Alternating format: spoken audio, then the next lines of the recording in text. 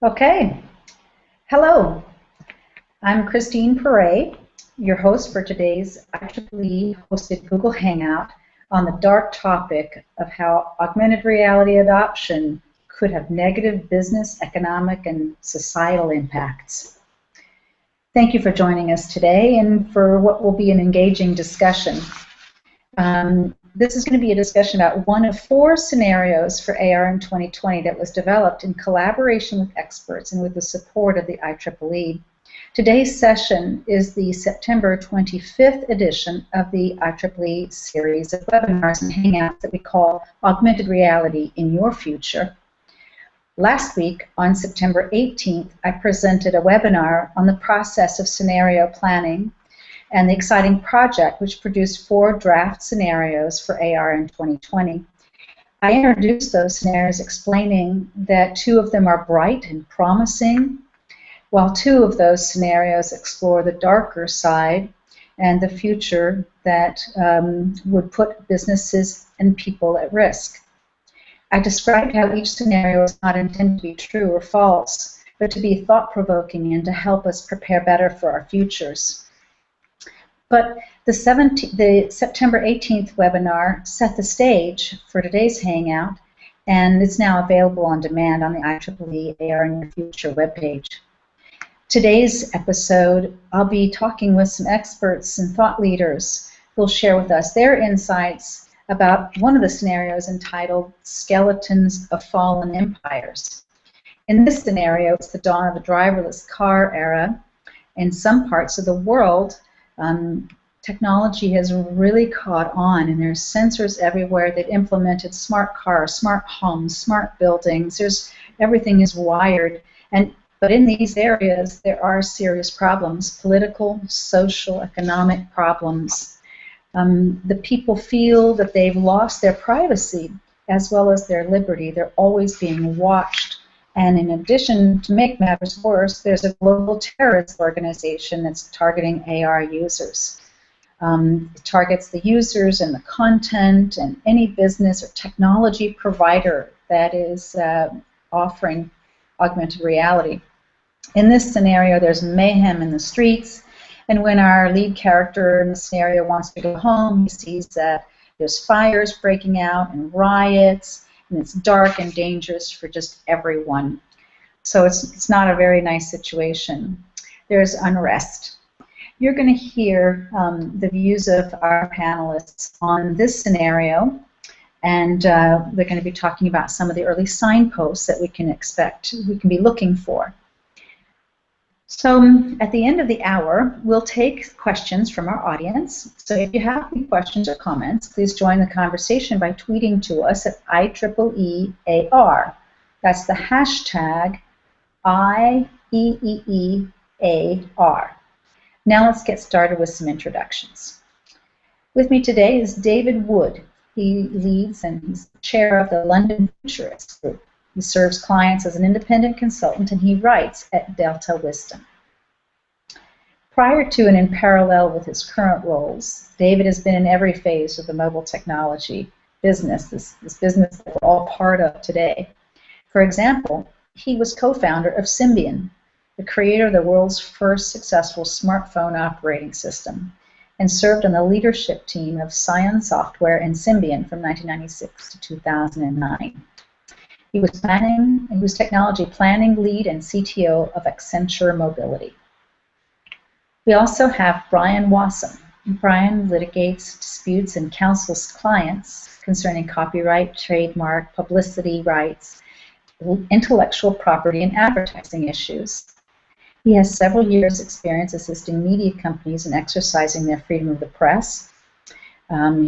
He's concerned with invasion of privacy and eavesdropping. Brian chairs his firm's social media and emerging media practice group. He authors a popular blog on the topics called Wassam on Social Media Law and Augmented Reality. He presents regularly to groups like this and legal education seminars, conferences, and so forth, and he has a book coming out on the subject of augmented reality law, privacy, and ethics. Finally, I'm happy to join, welcome to our Hangout today Simon Solotko. Simon is founder and president of All Future Parties. He's also a consultant to companies in the VR and AR space, and he's the person with whom I worked most closely to develop the illustrations for the 4 scenarios for AR in 2020. He might not admit it, but the darkest scenario, the one we're going to talk about, is Simon's favorite. He does a lot of exciting VR-related Kickstarter projects, including Virtuix Omni and the Sixth Sense STEM.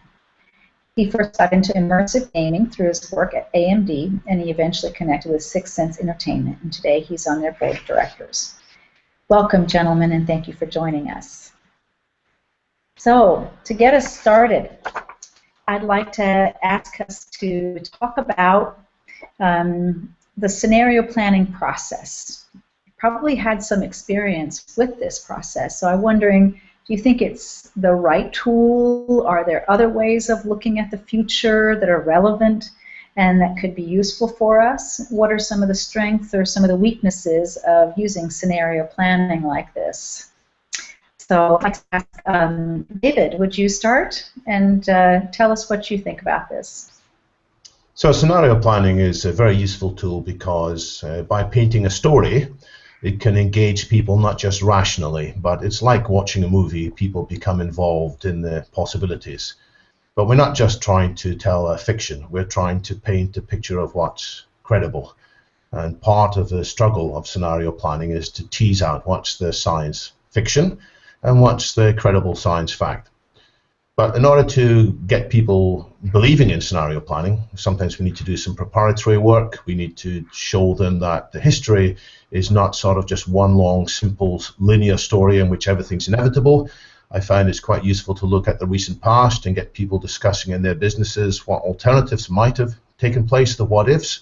And light bulbs sometimes go off in their heads. They say, you know, just a change of executive, you know, a different CEO, or a change in CEO 1 year earlier, or possibly a product come to market 3 months earlier, or a faster response to an emerging situation could have quite impacted and made a very different story for the future. So scenario planning is a key tool to get people thinking about something that's increasingly important, which is the future.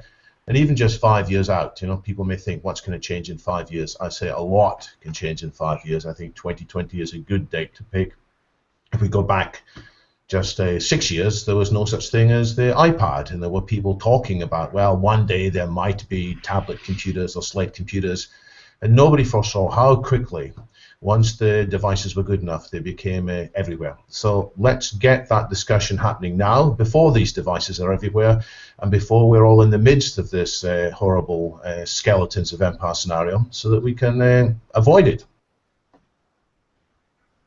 Okay, great. Brian, what do you think?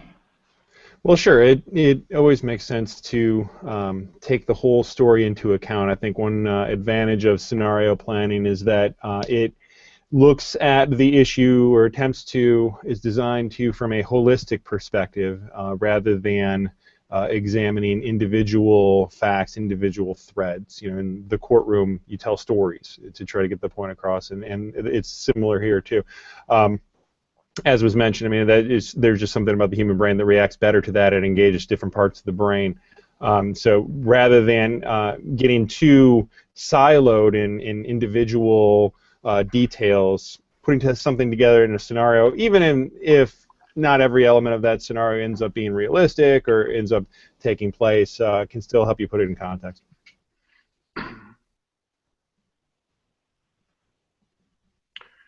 Christine, you know, technologists, in particular industrial technologists, are hesitant to talk about the negative implications of their innovations.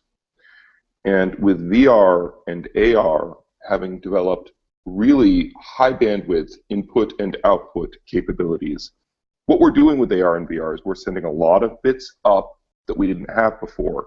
Motion, control, gesture, potentially knowing what we're looking at. And downstream, we're potentially immersing a user by affecting their real world, affecting what they're seeing in virtual ones.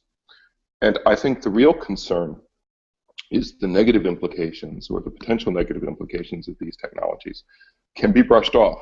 And people can say, innovation first, society, figure it out later. And what I like in particular about looking at the dark scenarios is we're going to be able to think through some of these in a structured way. And that's the strength of scenario planning. It's bringing structure and concrete narratives to a set of ideas that put them on the table that's harder to ignore. And with AR and VR, there are negative implications. There is no question.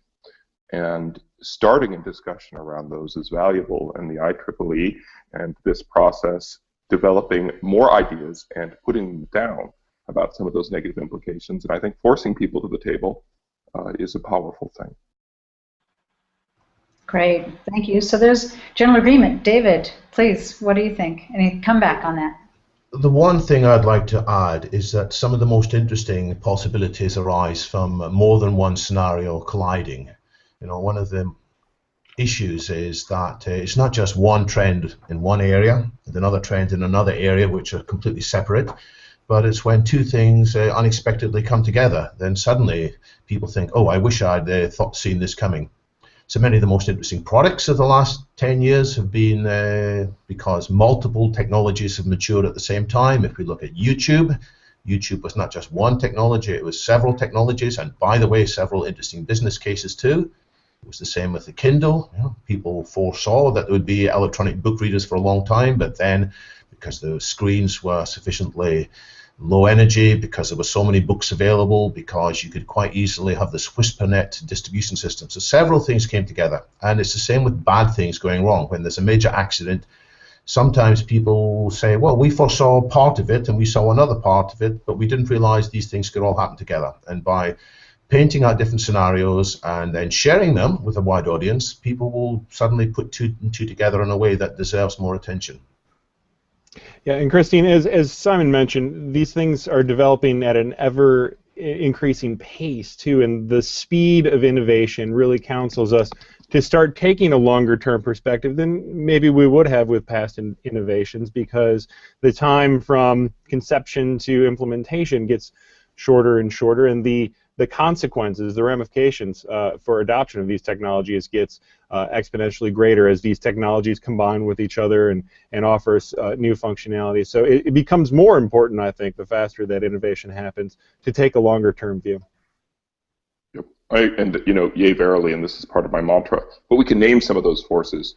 The thing that made VR spark was economies of scale in mobile display technology that made possible the Oculus Rift and the now wave of money and interest from consumers in consumer VR.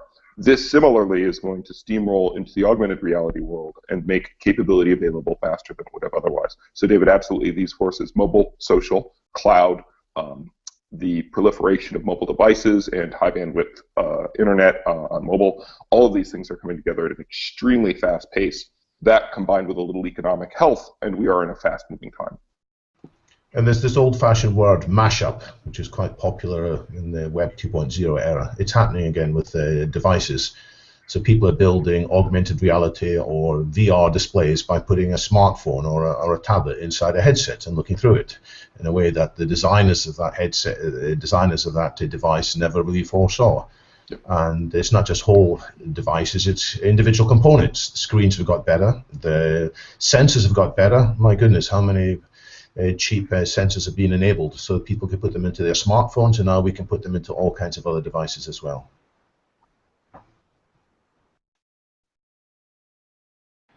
Great. That was a good discussion about on the subject of planning ahead and the time frame that we're working with and so forth. I think that was very valuable.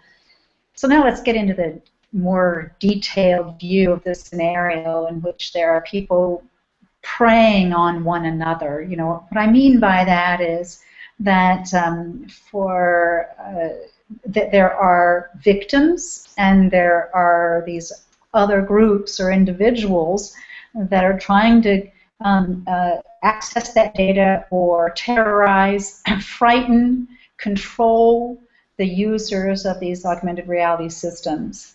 I guess I'd like to now start to talk about who these people are, who could tip the scales and produce these such negative scenarios, who's likely to be out there today planning how to hack into a video stream, or how to, and I guess, how would they get in exactly?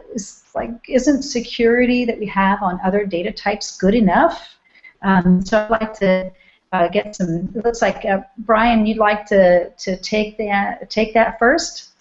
Sure. Yeah, I actually just attended the DEF CON 2014 conference in Las Vegas a couple months ago, and I mean, it's, as the press has also covered, it's ridiculous, the lack of security, the insecurity in this whole infrastructure of that we call the Internet of Things. These sensors embedded in everything, everywhere, all the time, and the exponential increase in number of devices that can network and interact with each other, and the ability of anybody with a reasonable amount of hacking skill to access these networks and combine them in all sorts of ways that manufacturers and the people that set up the networks didn't intend, is just mind-boggling. So I think right now the emphasis is on, let's get everything out there. Isn't it cool that I can network my toothbrush to my bathroom mirror, to my car, to my phone,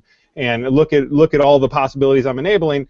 Not as much attention on, well, we better make sure that only the people we want to access these networks are able to access them. So I think the answer is no. I don't think there is a very good culture of privacy set up in these devices now. And as we expand this infrastructure in order to accommodate the scenarios that we're talking about, I think that's going to play itself out in a number of ways. I think users will fall victim sometimes to their own devices, which they haven't set up or configured very well. It's just like many people had printers at home, which still had the default password of 0000 or something like that, and people were able to connect in over the internet and could see whatever they were printing or scanning. So sometimes it'll be their own fault. But equally, sometimes it'll be other people who have got drones, and there will be one of the trends over the next 5-10 years. There's going to be more and more flying drones, not just to do good things like transport goods, as Amazon is talking about, but also to take pictures all over the place. And some of them will be there for journalists to try and snap up pictures of paparazzi, but some of them will be flying around for all kinds of reasons, and they'll be picking up pictures of us without us realizing it, without our consent.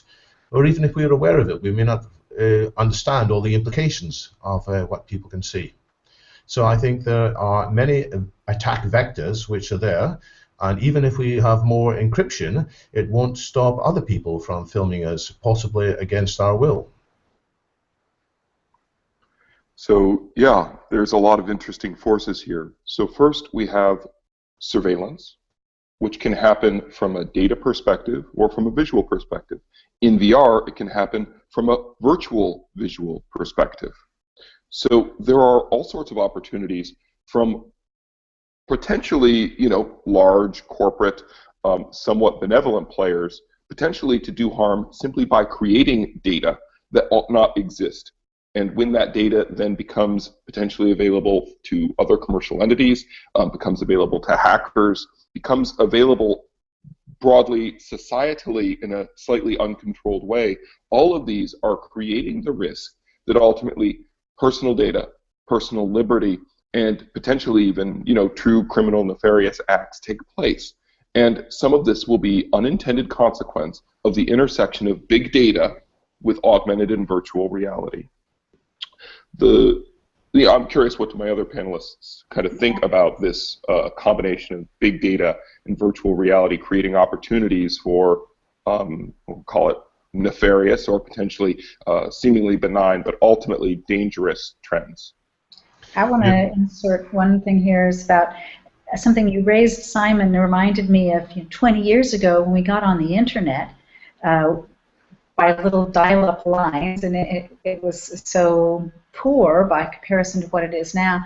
But when people started to do this, they needed a lot of coaching. A lot of best practices went into place in businesses, and they were something like, don't go surfing on, a triple X, a sex site when you're at work because other people can see that. Don't do your personal email when you're at work. So we had a way. Some of those are still valid concerns and best practices, and others have gone by the wayside.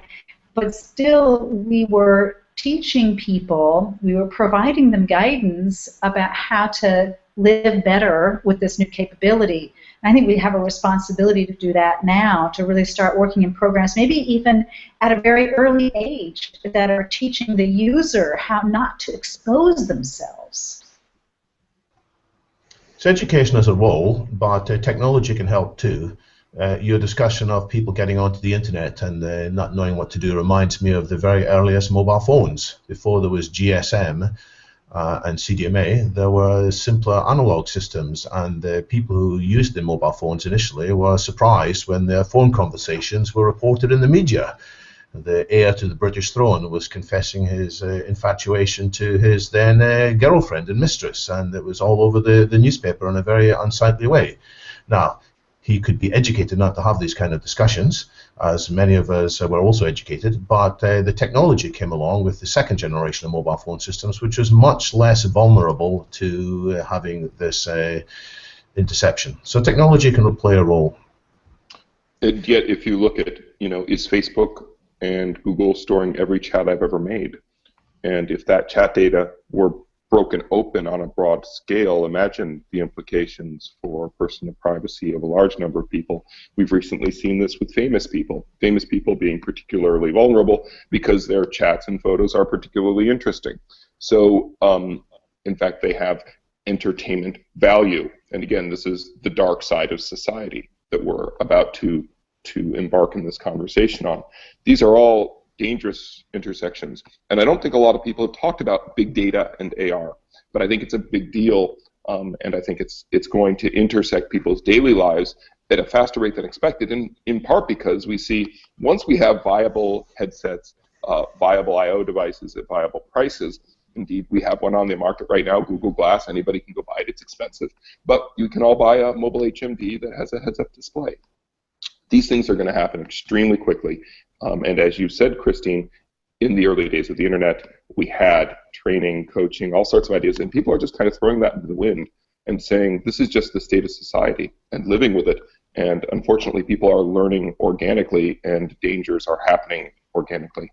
Yeah, and I think it's important to observe that this big data trend and the surveillance trend, these are things that are not new or unique to AR or any of the technologies that we're talking about, but what AR does and the supporting technologies like drones and sensors and the Internet of Things is it constitutes the logical conclusion of these trends. I mean, we've existed in a society that kind of tolerates a bit of intrusion, a bit of surveillance, without really throwing off the fundamental balance between liberty and security and surveillance and whatnot, because the data didn't have the ability to thrust itself into the individual's life on a daily basis and make that big of a difference in the individual's daily life.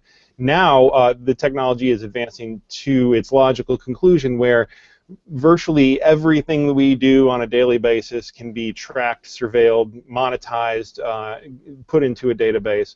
And once that data exists, we already know from big data trends, from these journalist trends that we've talked about, the hacking trends, and people are going to want to know that information. If it's there, people are going to try to get it. The more information that is there, and the more ways there are to access it, the people are just going to find it because it's interesting, and because that data gives power. Ultimately, knowledge is power, and there will always be motivation for individuals to try and gain power over other individuals by getting more data about them.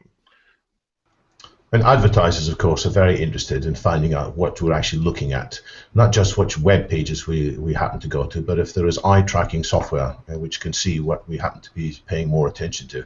It's already quite annoying. briefly search for something, or even you mention in a private chat to somebody that you're thinking of buying a camcorder, and then you go to a completely different application, open your Facebook, and suddenly there it is, an advert for goods that you're looking for. Now, is that good or bad? Certainly there are some people who are going to feel increasingly that their innermost thoughts are being stolen and used against them in ways that they won't all like. I just want to, for a second, try to make it more concrete. So in augmented reality, you've already said it's not quite new, but it's in real time. It's a natural conclusion. And that natural conclusion is I see the hack as it happens. I see the celebrity with a compromising photo in the live stream of reality as I'm watching the live concert. All of these things are going to happen visually, and they're going to happen potentially immediately. And the streams that will be being hacked will be very immersive and individual. And so the risk with AR is the speed with which a potential data intrusion could touch end users in their everyday life is immediate. And if you're able to hack my stream and affect my real world window, that could create dangers. Let's say you're just able to brighten my display with my immersive visual overlay. Even if it's semi-transparent, you could potentially blind me temporarily. These are the kinds of things that are kind of AR specific that may make AR, we'll call it, slightly more dangerous than just the ability to passively browse something on a 2D screen on a that's 12 feet away, 12 inches away from me, 24 inches away from me. And you want to talk about malicious intent. I mean, how many stalkers would, if given the opportunity, always put themselves in the field of view of the person they're stalking, the person they're tormenting? I mean, gain access to their heads-up display, whatever device it is that's conveying information to them, displaying information to them. They could make that person aware of their presence remotely on a constant basis. There's a lot of room for negative psychological impacts and real psychological torture through these devices. Great discussion, folks. I suggest that maybe we move to the next topic, which is around sort of this one of the dystopian components of the scenario that I wrote and we collaborated on is that the humanity is really upset. That people feel so vulnerable and they don't know who to trust. They don't know where to go for safety. And I think this is a very strong possibility, maybe not in all geographies, maybe not in everywhere, but we could certainly consider that. And I'd like to hear what you think are some of the early indicators. What will we be looking for? And what will it look like? Is it somebody who is shot because they have Google Glass on? Is it because somebody got arrested because they were in the wrong place, the wrong time with an augmented reality headset? What are we going to be looking for here? Simon, why don't you take a crack at that first since you're on my screen? Sure. So, the biggest early indicator is going to be the accumulation of big data, the rapid proliferation of head-mounted displays, and then cracks in the armor, right? The preconditions are the existence of the opportunity. The second is really so I think what will cause the rebellion is the creation of walled gardens. So if we find companies creating large walled gardens that are data rich and create what I'll call interesting monetization opportunities and a desire to break those monetization opportunities, you're going to encourage hackers and I'll call it other kind of malicious and potentially rebellious behaviors on the part of a relatively large number of people. And so I see the creation of corporate walled gardens and big data as setting the preconditions for what I'll call relatively large-scale rebellion. it's similar to, say, what happened in music, where you had a bunch of people created a giant walled garden around music. It was a desirable good, and it created the preconditions for a rebellion, which we have seen in the theft of digital music and essentially the non-commercialization of the song. And I think in AR that could happen as well. I think we're going to see some of the streams captured from augmented reality headsets. We're going to see them used in court cases more often. Already there's reports of what happened from CCTV, and the CCTVs cameras all over the place, but increasingly they'll be supplemented in some case by information from these sources. And then there'll be other cases when people will think, how did the authorities know this? Or how did this company know such a thing? They must have had access to this kind of information. And that's going to be widely discussed on the chat boards. And initially it'll just be some crazy conspiracy theory. It'll just be a few disaffected people. But then there'll be fairly good bits of evidence that these corporations or the law enforcement authorities have got much more data than they're letting on. And it's going to cause a big change in the climate in what people are thinking. So that's what I'd look out for, these court cases and then other cases like that. Reminds me a little bit of the book I read, The Circle, and the point of the people feeling or getting pressured into sharing their personal data for some kind of a corporate good or societal good, when in fact it's the reverse. So they've lost their privacy under this situation. So I think we can look at stories, we can look at some fiction that is present in movies around us today to see some of those early indicators as well. Brian, what are you thinking about David's remark? I think David and Simon are both spot on. I think both of those are vectors for this sort of feedback to happen. I think to comment on the indicators that you threw out, most of those have really already happened in one sense or another. Nobody, to my knowledge, has been shot for wearing Google Glass, but they've certainly been assaulted. I mean, even going as far back as 2010, 2011, Steve Mann, who's been wearing a heads-up device for years, has been assaulted in public. For wearing that device.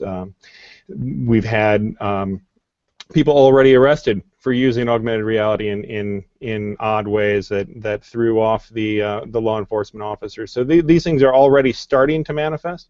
I think that we'll see, in addition to the possible vectors that have already been discussed, which I don't disagree with, I think that we'll see intrusion into average individuals' lives, and when the news media latch on to stories of how individuals have been compromised by intrusion, whether it's by private parties or more likely, I think, by law enforcement or spying agencies.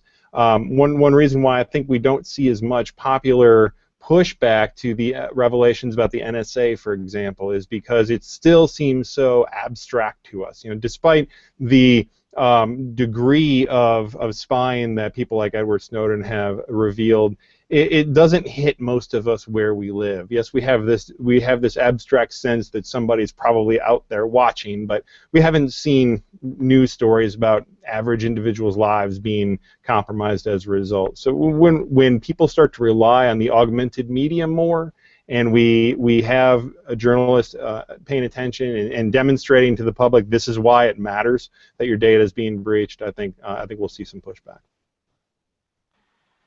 It reminds me of when our former president once was caught red-handed spying on his competitors. Those things, the journalists really were responsible for bringing some of that to light, and that was such an important voice of kind of authority, and that they were trusted, the journalists who covered the Watergate. Okay, let's move to our fourth topic this afternoon or today. What are the likely roles of technologies? But I also want to focus in on legislation, law, and what kind of public policy might be important to reduce the risk. Brian, could you talk to us a little bit about the role of law and legislation, and is this, you know, tell us more about that topic.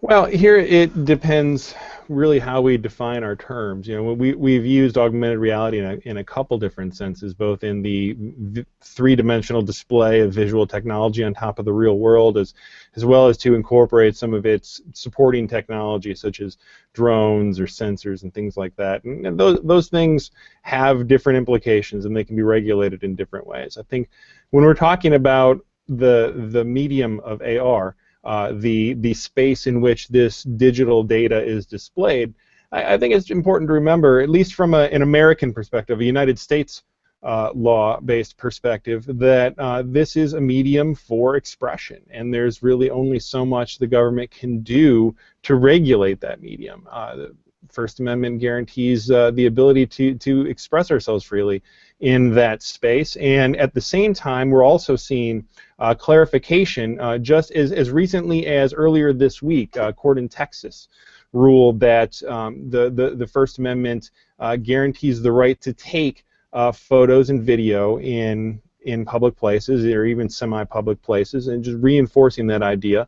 Struck down a law that forbid the taking of photos and videos for salacious purposes, and reinforcing this idea, which is not new or novel, that if you are in a place that isn't just labeled as private, like a bathroom or a dressing room, something like that, you have this ability to record your surroundings, to make speech, because photos and videos are expressive media, and so we have the ability to create this stuff. So when we talk about expressing ourselves in the augmented medium and through both display of digital information as well as capturing of digital information, there's not a lot the government can do to regulate that. Around the edges, maybe designating certain places, in methods of creating this data, maybe we can curtail that a bit, and we can incentivize people to engage or not engage in certain behavior, but it's really up to society, depending on how it's going to express itself.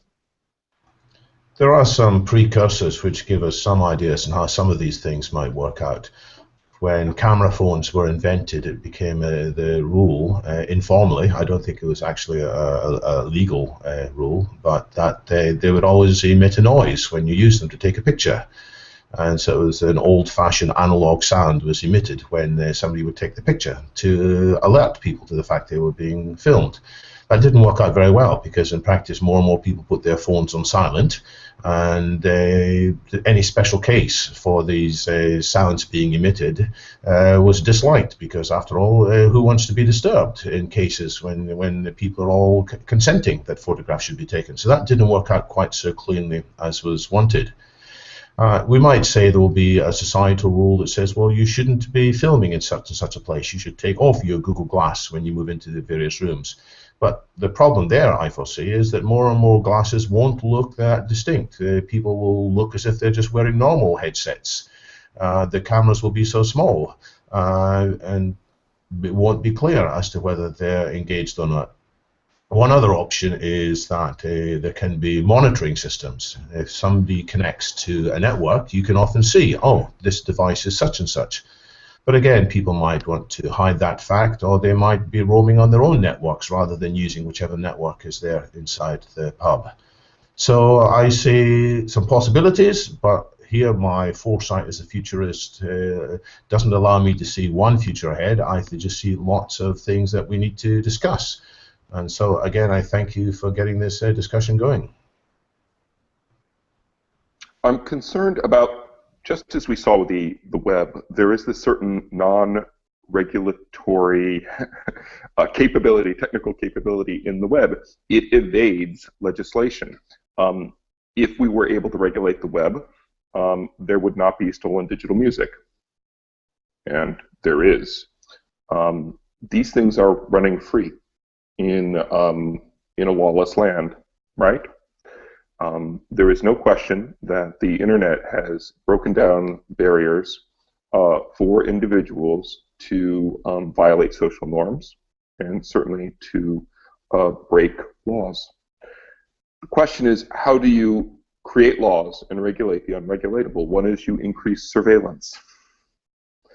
So part of the problem here is we have a natural reaction to the control of lawlessness.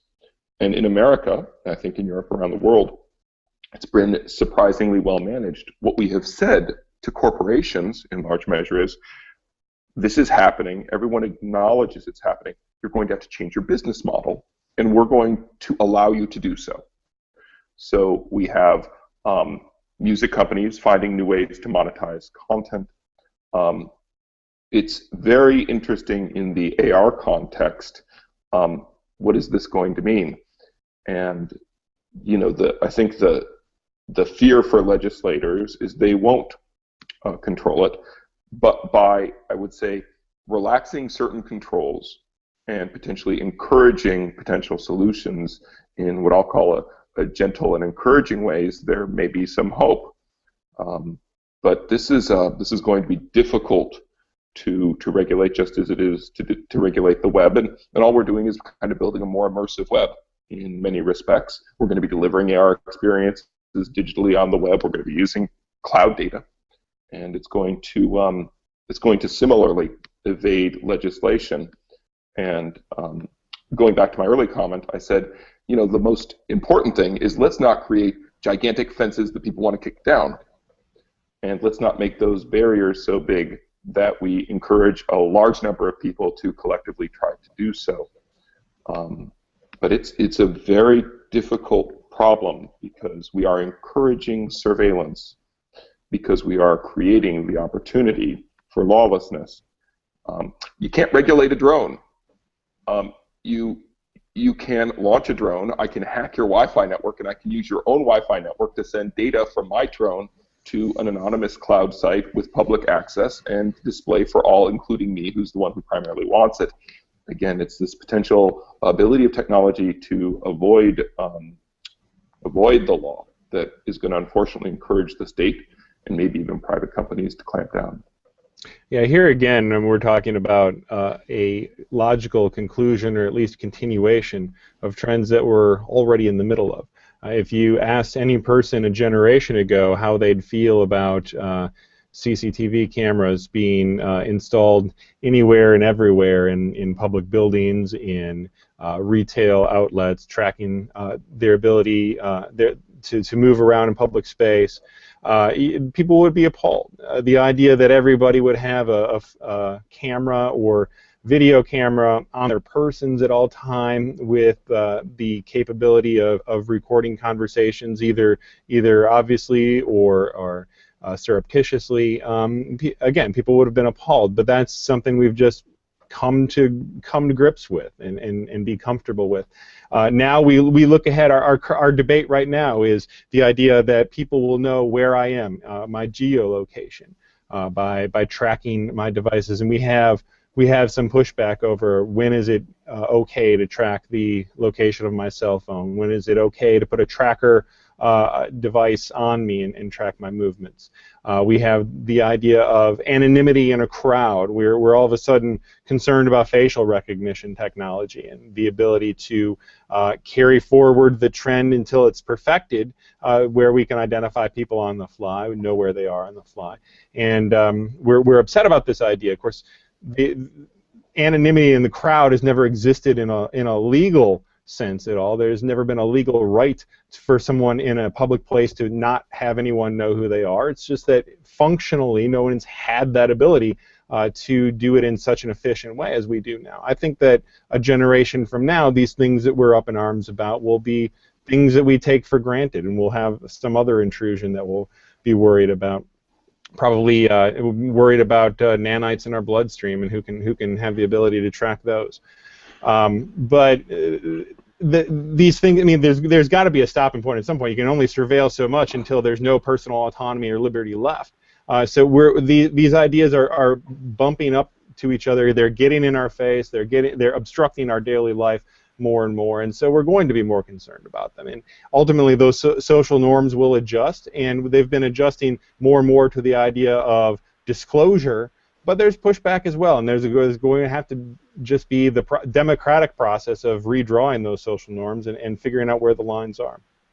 So Brian, it sounds there as if you're saying we've had similar problems in the past and we managed to figure out the answers. Therefore, we're going to manage to figure out the answers this time round. And sure, it's not going to be straightforward, but we're going to manage. But do you think that in any sense things are changing more quickly now than before, and they're changing in more different ways than before, so that in a sense this is a bigger problem than the ones we've had historically? Yeah, as I've suggested, I think that things are changing at a more rapid pace. Yeah, the velocity of that change is increasing. The breadth and the different combinations of technologies allow probably a greater absolute number of ways in which privacy can be invaded. But yeah, I have to say that I am relatively optimistic that we'll, with fits and starts and bumps along the way, be able to absorb these changes as we have in prior generations.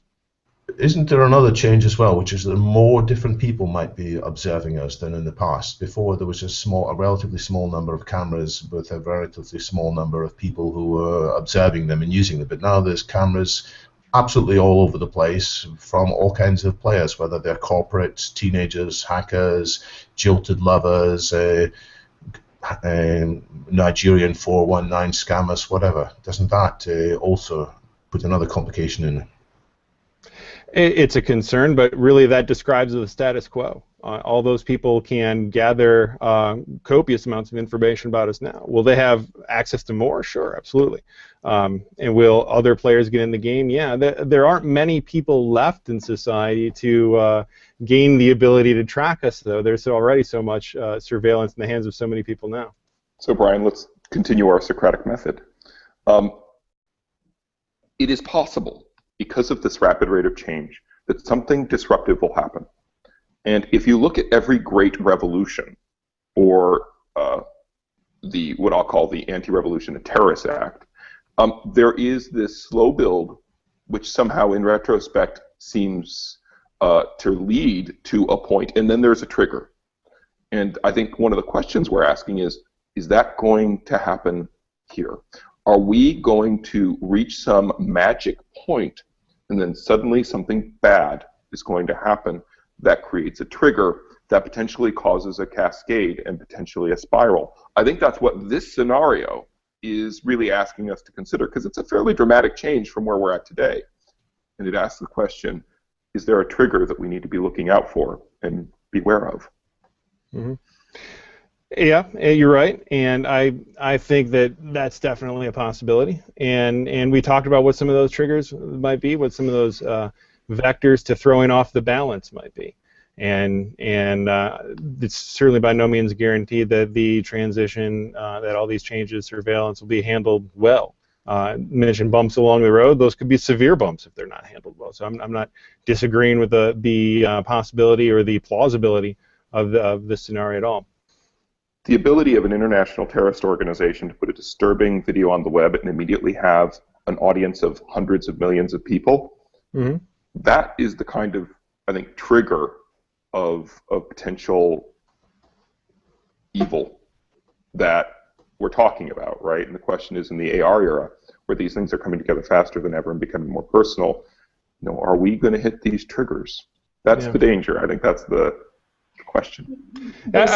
We have that now, though, don't we? I mean, they just did that a couple weeks ago. That's what I'm saying. Yeah. Right? Is that part of this lead up? Right? Is that one of the signs in our scenario planning that would say we ought to be looking for that, because that's one of 10? One of the things that I've also thought about and discussed with one of you is the possibility of technological unemployment. This is another trend that is completely separate from augmented reality, but it's one of the, perhaps the feeders where you have more and more people who are out of work because of companies, because of robotics, because of automation, and because of changing business models. People find themselves forced, to live with less or lower lifestyle, and that can cause them to be very uncomfortable and rebel and again, it contributes to that insecurity, that lack of control that we're all feeling in our daily lives, but it's exacerbated when you can't feed your family and you don't know where you're going, to be from one day or one year to the next. So I think this is a component at a large scale we should think about, and that points me to a question we didn't touch on enough, I think, which was a matter of socioeconomic groups. Some socioeconomic groups that would feel more vulnerable or others. Do you think that everyone's going to feel equally bad, or are some people more likely to suffer? If I could comment, the thing that we're seeing right now is the continued digital divide, right?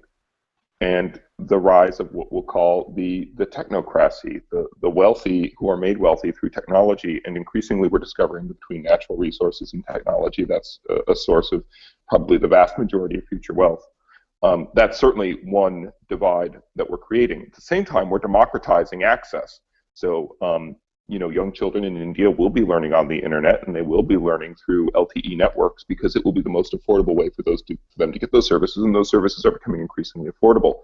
So I think we see some potential rays of hope in terms of ubiquitous access, but at the same time, it's creating the opportunity for ubiquitous control and a bigger and bigger data cloud. I also agree that the digital divide thing might get worse rather than getting better. Economists argue on this, and some of them say, oh, we don't need to worry. As people are put out of work, there's always been people put out of work. It's inevitable. People can retrain and they can move into a new area.